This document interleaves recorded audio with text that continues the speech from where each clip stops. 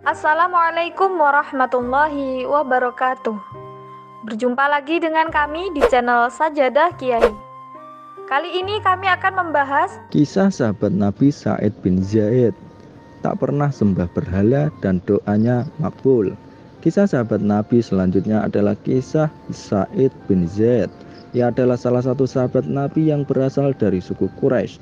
Beliau bernama lengkap Sa'id bin Zaid bin Umar bin Nufail al-Adawi al-Quraisy. Sa'id dilahirkan pada 22 tahun sebelum Rasulullah hijrah ke Madinah.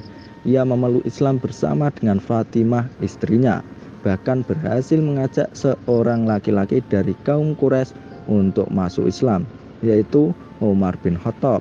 Sebelum memeluk Islam, Sa'id tidak pernah menyembah berhala, memakan bangkai atau yang lainnya. Ia bertekad mencari agama yang benar hingga memeluk Islam. Ayahnya Zaid pun enggan untuk memeluk agama Nasrani saat menjelajah.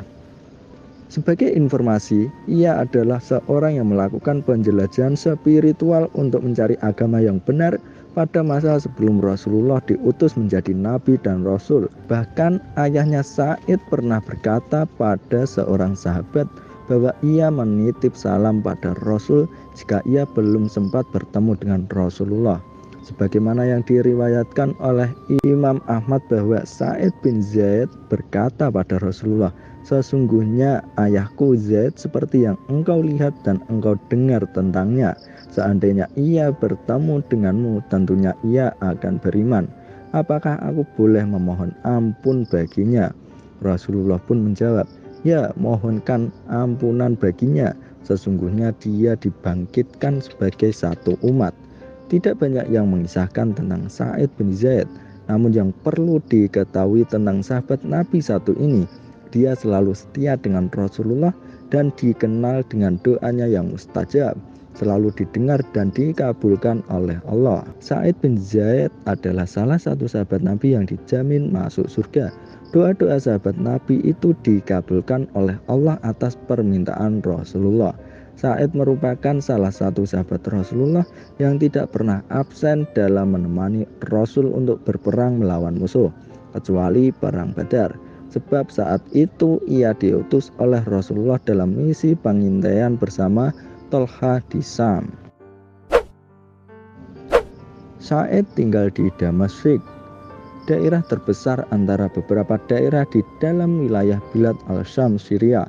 Setelah menyelesaikan perang Yarmouk, ada seorang wanita bernama Urwi bin Uwais pada masa awal dinasti Bani Umayyah.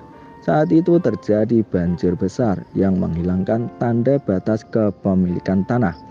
Wanita ini mendolimi Sa'id dengan mencuri bagian tanahnya, bahkan menuduhnya bahwa ia telah mengambil tanah milik wanita tersebut. Tuduhan tersebut disebarkan pada masyarakat luas hingga terdengar sampai telinga Gubernur Madinah Marwan bin Al-Hakam. Kemudian Marwan mengirim beberapa utusan untuk menyelesaikan sengketa tanah antara Sa'id dan Urwi. Namun hari-hari berikutnya tuduhan yang dilayangkan Urwi bin Uwais semakin menyusahkan Sa'id bin Zaid. Sa'id yang dari dulu hanya diam saja kini mulai angkat bicara karena tidak tahan dengan tuduhan wanita tersebut. Sa'id bin Zaid berkata, "Banyak orang telah menuduhku bahwa aku telah mendolimi Urwi binti Uwais. Bagaimana bisa aku menzaliminya?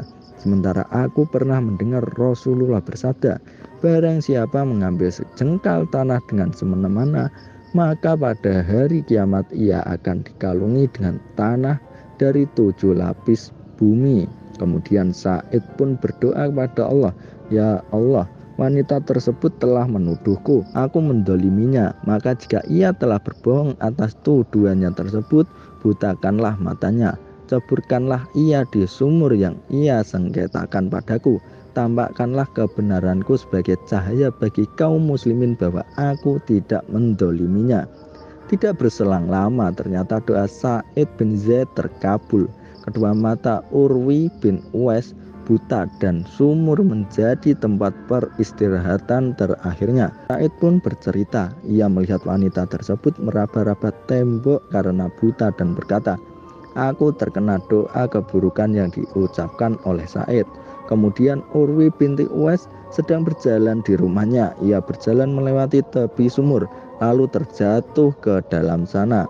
Seorang ulama besar Imam Nawawi mengomentari kisah ini seperti yang dikutip dari tulisan Syed Utwah. Ia menyebut Sa'id bin Zaid memang memiliki manqobah, keutamaan berupa diterimanya doa. Kemudian ia menambahkan bahwa mendoakan keburukan itu diperbolehkan jika ditujukan pada yang berbuat zalim. Kisah singkat Sa'id bin Zaid membuktikan besarnya kekuatan jalur langit atau berdoa. Terima kasih telah menonton video kami. Jangan lupa like, comment, share, dan subscribe channel Sajadah Kiai, serta bunyikan loncengnya agar tidak ketinggalan video-video terbaru kami. Dengan mensubscribe berarti Anda mendukung channel kami, serta membuat kami lebih semangat dan konsisten dalam membuat video-video terbaru. Wassalamualaikum warahmatullahi wabarakatuh.